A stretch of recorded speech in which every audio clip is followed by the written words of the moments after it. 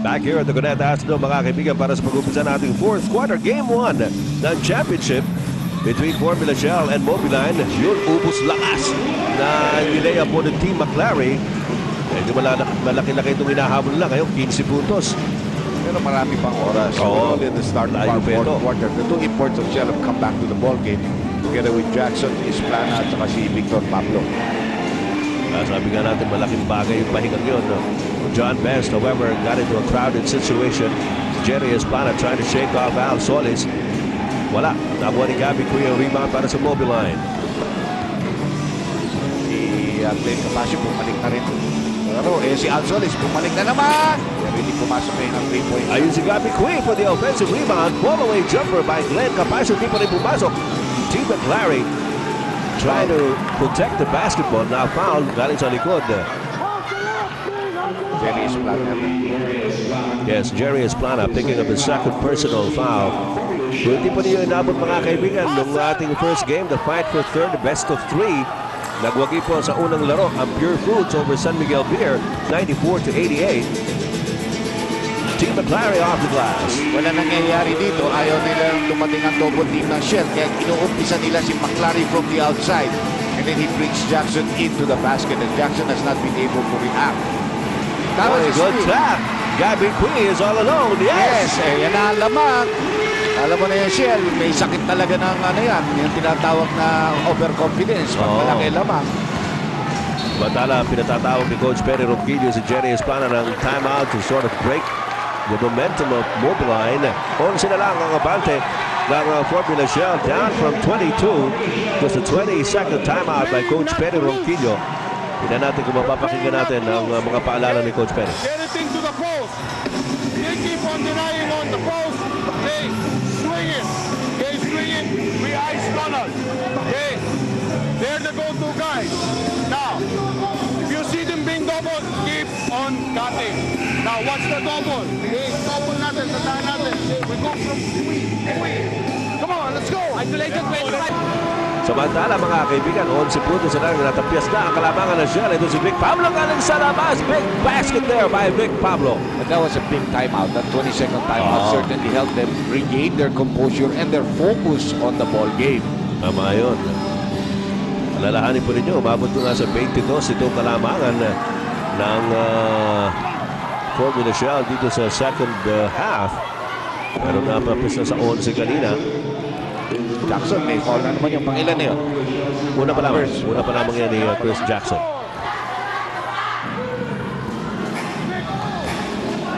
Kaya magdo-double team na sila dyan. Ano naman si Gabby Cui. Naku, sumobra pa sa out. Masyado nagmadali si Gabby Cui. Donald Williams, ang layo nito. Whoa! PLDT long distance shot by Donald Williams. That's a fifth. Kanina pa nagpapahinga ito si Donald Williams. Nung buong third quarter, nagpapahinga ito.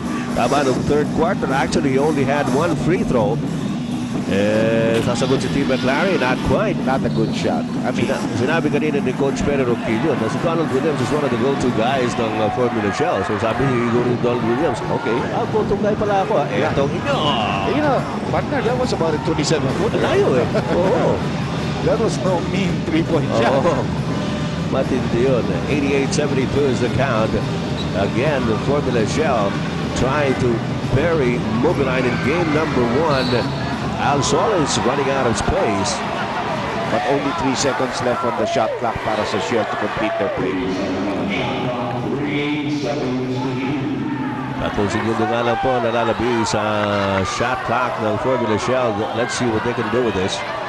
9 minutes and 19 seconds ang natitira pong oras dito sa ating Game 1. We are in the fourth period. Donald Williams puts it up. Ayos. Ayun na naman yung offensive rebounding. Lapasan naman ang bola yan. Fresh 24-second shot clock para sa Formula Shell. Sinesenya si Jerry Esplana ang play number 1. John Best hindi may pasa sa loob. Best ngayon gumagalaw lamang kay Silas Mills. Ayan si Vic Pablo. Hinahabol ni Team McLaren. Nakakita ng maliit at one si Vic Pablo. And Pablo scores his 12th point of the game. Sabi ni Coach Eric Altamirano, enough is enough. He calls a timeout.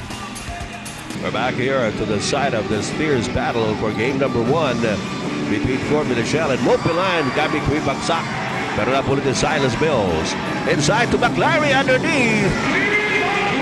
At may baba ang kalamangan bahagya to 16 points para sa Formula Shell. Partner, both teams, when they called their timeouts, they were able to score. So mabuti naman yung pagkagamit nila ng timeout nila. Nagiging positive. Ito pumupwesto si John Best against Silas Mills.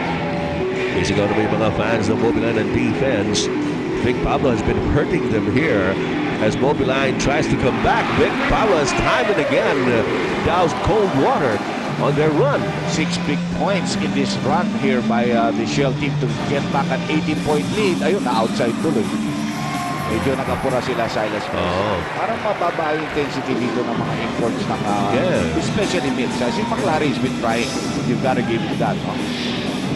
Kay Silas Mills, hot and cold no? Hot and cold. Maganda yung hot and cold. Maliligo ka. Pwede sa akin. Yun, dalawa pa Jerry Esplana. Pagod na rin si Al Solis. Wala ka na rin magagawa. He's been working off the double team. He's been shooting. Pagod na rin siya. No? Yes. Yun, may nakita ng double dribbling ability nito. Muntik na yun. Ito si Glenn Capasio against Vic Pablo. Gets momentarily open. Di kaya. Then Chris Jackson with the rebound. John Best is there. Geronimo! Ayan ang Shell. Pinakikita nila. Talaga naman. Yan ang sinasabi natin. All pumped up. Yan ang talagang super unleaded. Yan. Full tank na full tank. Parang ako. Parating full tank. Dapat. Parating ubos. Yan ang foul ni Jackson reaching in downstairs. Chris Jackson will pick up his second personal foul. 7:02 remaining in the ball game. Atong mga kasangkayan nila, Regionate, Leighton Samar, labi na nila Tacloban, maupay na kami yung katanan. Kumusta ka ho, katanan? Inyo po mga kaibigan dito sa Vintage Panel, Ed Pixon at si Andy Howe. Hinahatid po sa inyong Game 1 ng Championship Series. Kanina pa po naghahabol itong Mobiline pero hindi makausad na gusto. Ito, natutuwa naman sa laro ang ating Vice Chairman si Mr. Ricky Velez sa bandang kanan at si Mr. Rene Concordia ng San Pablo. Bisita po ni Mr. Velez. San Pablo Laguna. Ayan ang kasama natin si Molly Ayala. No? Yan, San Pablo City. Pupunta rin kami dyan. Dapat. Kailan tayo? Napakainin tayo ni Noli. Walang problema yan kay Fiesta. 96-75. 21 ang hinahabol ng Mobiline pero nasa Formula Shell po ang bola. 5 seconds on the shot clock. Esplana, no problem. I told people that this is the key player for Shell. I mean, if he plays, he really give Tony Boy Espinosa a lot of problems because he's so experienced, he's big also. That's right. He has the advantage in height and street smarts. Malakas si Jerry. Gagawin niya malakas ang katawan ni Jerry. So, and he knows how to post up as well as shoot from the outside.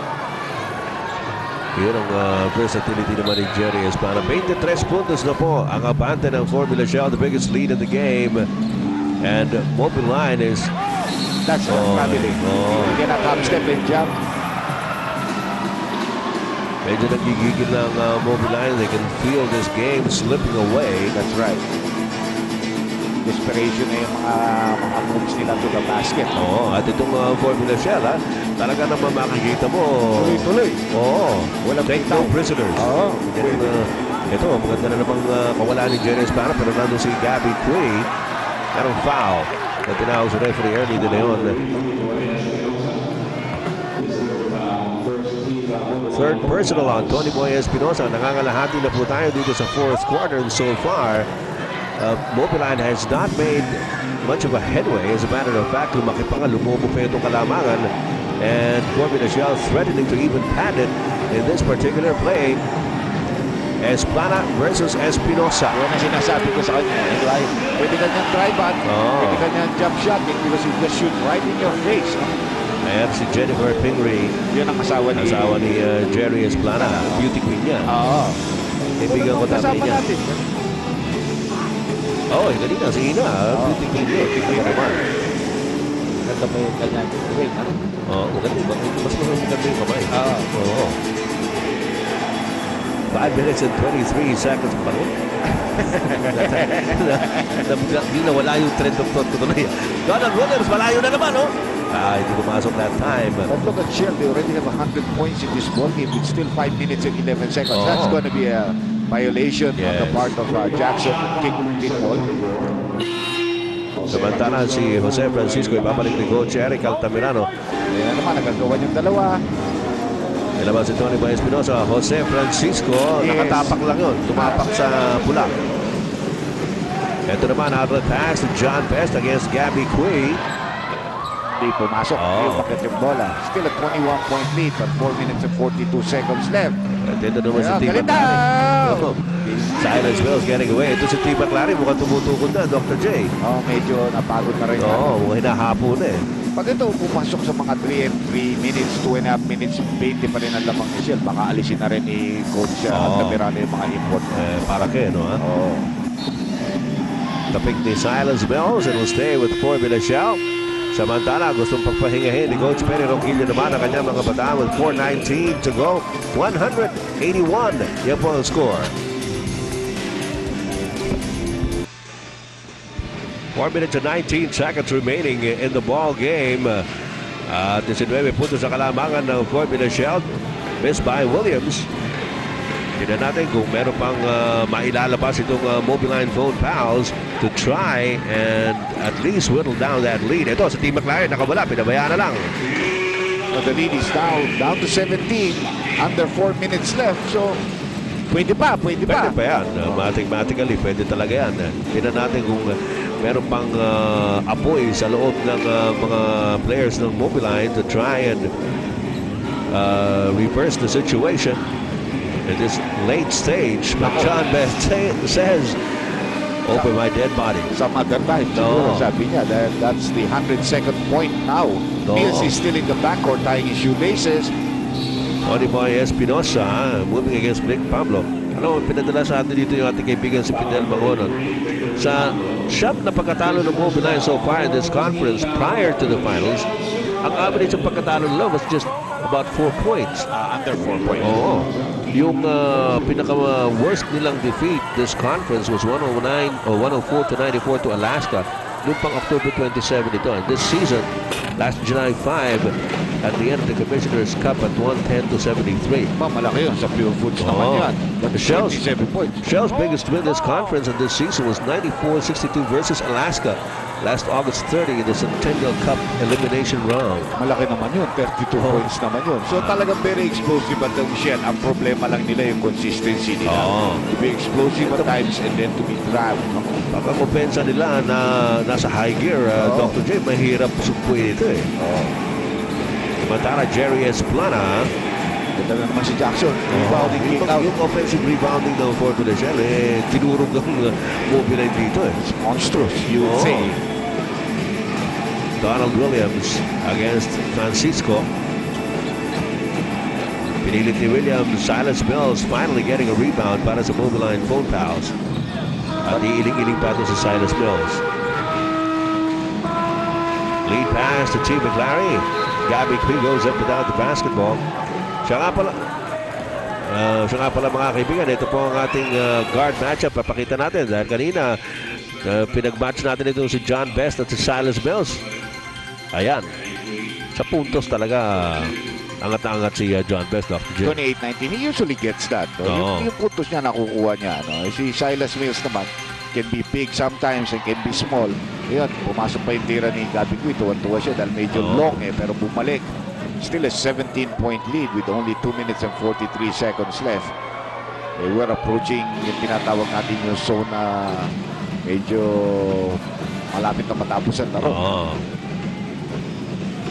Tingnan natin kung meron pang minor miracle na magagawa itong Mobiline Phone Pals. 16-point lead para sa Formula Shell. Jerry Esplana. Had a shoulder fake against Tony Boy Espinosa. Vic Pablo picks it up. Medyo mahina and Silence Mills. Nakuha ni John Best. That tells the story for you. Para sa Mobilize na larong ito. Ito, tingnan natin. Meron pang mabubulot itong Mobiline. 3-point shot by Mills. Ayaw din. So, yan ang kasabihan sa Tagalog. Where will you put? Saan ka lalagay? And nasa last 2 minutes na tayo, brought to you by Hope, the largest selling luxury cigarette. Diniin pa ni Pablo with that shot off the glass to cap off a very, very bright evening for Shell and for Victor Pablo. Ang dami mga nag-contribute dito, Dr. J, para sa Formula Shell. Halos lahat na ipasok ni Coach Perry. Kukunti lang naman sila eh. Wawalo lang sila ginamit dito. Si Jun Marsan, sideline. Injured, pero si Castillo nagamit rin niya. Maganda rin naman ang linaro ngayon. No? Offensively, he also played well today. Coach Eric Altamirano could only bow his head in concession sa ginagawa ngayon ng Formula Shell. Talaga namang walang humpay at walang tingin ng lahat ito. Para mang dikit pa laban sa pagkuha ng rebound ni Chris Jackson eh. Sila ni Pablo actually nag-aagawa ng Hardiplex King of the World siya. Dalawang yan. Well, hindi lang naman silang dalawa. Ang buong loob na parang Hardiplex itong buong team ng Formula Shell talaga namang nagpakita rito. Lalo na itong taon ng umpisa. Ito nag-umpisa talaga. Donald Williams. Marami na nagtapos. No? Tumulong along the way. Chris Jackson gives up the foul against Silas Mills. Siya nga pala. Ito na naman ang isa pang ipapakita natin mga kaibigan na adong sa inyo ng Dutch boy in the paint authority. Yes, the offensive rebounding ng Shell, second chance points. Pero medyo nakabawi rin ang Mobiline dito sa second half. Habol-habol, ano ha? Yeah. Paalala rin natin sa ating mga kaibigan yung mga players. Alam ko, bukas may Sporting Scorpions. Actually, ano yan 3 parties in 1. Birthday celebration ng ating mga Scorpion brothers at send-off para sa ating PBA Centennial Squad. Despedida nga yan. Parang mga Christmas party. Bukas na po yan. Ating mga PBA players sa Tony Romas sa Makati. Kita Kids. Kita Kids. Hindi mo kilala. Yun ang sinasabi ko sa dulo. Di ba? See you around. Kita Kids tayo, ha? Alisin na yung mga import dito. Inalisa pala yung import ng Shell. Yan na, pumasok na si Jolly Escobar. Medyo matagal-tagal din na layoff ito because of an injury. Si Mills finally being replaced here. First game pa lamang ito. Pero magandang in-establish ng Shell na laro dito. Yes. Kung gano'n na ilalaro nila, medyo mahihirapan talaga ang Mobiline. Pero alam naman natin very resilient rin yung team na yan. Saka they've got to be able to get McLary and Mills focus. Well, napanood natin itong Mobiline this entire conference. And, well, for people who have been following the PBA, alam nyo that in this case, not to take away credit from Formula Shell, but we caught Mobiline on an off night. Dahil i-concede natin na talagang super naman ang nilalaro ng Formula Shell. Pero there's no question. Hindi dapat ganito kalaki ang diferensya, di ba? That's right. Medyo off talaga itong Pero the big momentum of their fourth quarter rally against San Miguel and they carried into this ballgame. Si Williams continued his shooting from that quarter to the second quarter. Kanina, mainit na mainit yan eh.